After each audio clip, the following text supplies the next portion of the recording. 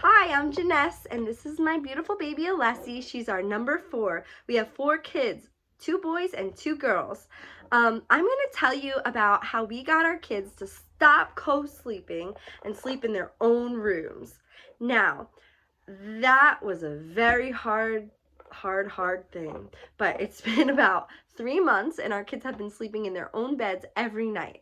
I'm also going to preface this with, they do get out of bed, they walk over to our room and will ask us to stay in our room, or they'll ask us to come lay with them in bed, and we will do that. But we got over the first hurdle, which was getting everyone out of bed with mom or dad. So let's start with the beginning. My first beautiful baby, he was a boy, and I put him in his bed all the time. I read all of the baby books. I put him back in his bed. Well, he turned 7 months old, and he ended up being in the hospital for about a month with infant botulism. It was horrible. And he was in his own bed there, and I could barely hold him because he was hooked up to so many things. It's very rare, by the way, so don't worry about your kid ever getting it. So he got infant botulism. He was in this bed for a month, paralyzed. And when I got home with him, I was like, this is amazing. He's a great sleeper now. He's going to be awesome in a crib. So we moved from the small bassinet to the crib when we got home. He hated it.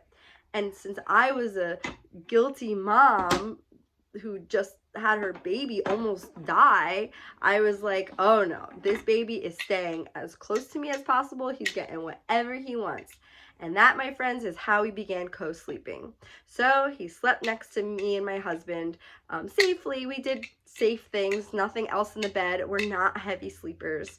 And that's where he stayed. He could not sleep unless he was next to me. So fast forward, we have baby number 2, a girl 2 years later, Kinley. And well, she was an amazing sleeper for the first 4 months of life. She slept so well in her bed all night long. I'm not kidding. It was amazing. But she got very, very sick. Probably like, I guess it was just RSV or a cough, but she was sick for a long time. So many different doctor's visits.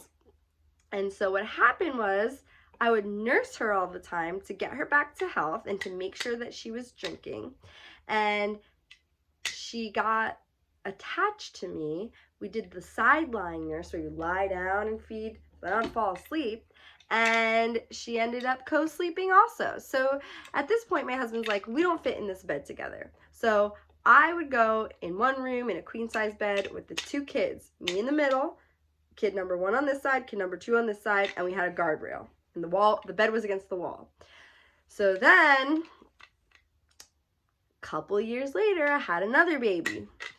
And he was fine from the start, but life was so chaotic that I didn't even try crib.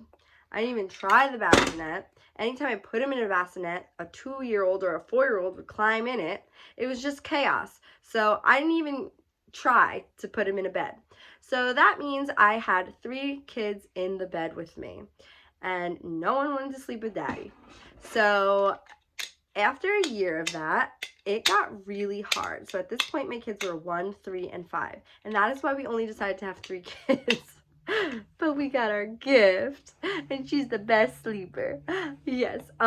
So it was so hard. So finally, my husband was so against co-sleeping. He's like, just put them in their rooms and close the door. And I'm like, we can't do that. That's so mean. So, the only solution that we agreed on was fine. If you want to sleep with them, you sleep with them. And then we sleep in different rooms, which was hard. But once the kids go to bed, you obviously can hang out with each other. So I had 3 kids in the bed with me and me in a queen size bed. It was awful. But I did love being by them. There was just this sense of security. Like if anything were to happen, I have them all. I scoop them all up. We're all good. I can hear them breathing in the night. I can check on them for any and every reason. What are you doing? So anyway, what happened was I was fed up though, and my husband was like, okay, I'm gonna take our oldest, Brady, and he can sleep in the room with me. And so Brady was not happy about that, but we said, your choices are you sleep in the room by yourself or you sleep with dad. And so he obviously said, I'm sleeping with dad.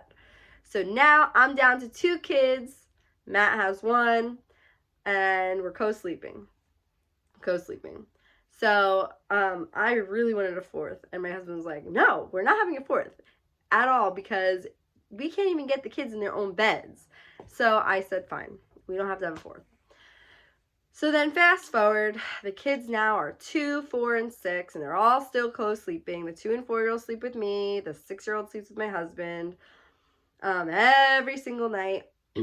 And then I'm pregnant, so we're still doing it. Well, then the baby's born, our beautiful girl, and they're 3, 5, and 7 at this point. But Alessi sleeps in her bed ever since she was a baby. Like, bringing her home from the hospital, she just slept all night. Like, she sleeps for 5 to 9 hour chunks. It's amazing. Yeah, you. I'm talking about you. She sees me in the mirror. So it's really, really awesome. But the 3-year-old and the 5-year-old still slept with me, and the 7-year-old still slept with my husband. And the 7-year-old had severe nightmares. Like, he's just so scared. It's not something like, oh, you're mature, you need to sleep in your own bed. He's just petrified, like shaking, and it's hard to see. Like, you know that he's being honest. He can't even be downstairs by himself if no one else is down there. And that's like on our main floor, even if he hears our voices. And the 5-year-old just likes to cuddle, and then the 3-year-old still wakes up in the middle of the night screaming for whatever reason. So she still slept, and it just was easier. But I think that I got to a point where my husband started working overnights all the time this year. So that means it was me with all 4 kids in one room all the time, because they're not going to sleep. No one's going to sleep by themselves. So we would go in my daughter's room. She has a trundle bed. She slept on top. Me and Case would sleep on the bottom. Uh-oh, you want that? And my son Brady would sleep on this mattress we have. And the baby would sleep in her crib. So that's how the sleep went. And it wasn't good. Some nights I would be so uncomfortable, I would just sleep on a little tiny, like, blow up mat on the floor by, like, until somebody needed me.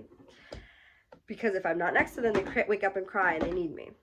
So what we did was we redid our son's room, in that we took the bottom, like where it brings the bed up, I forget what that's called. We took that out, and so the bed's lower to the ground. It's just a box spring and a mattress, and then their pillows, their blankets, and everything.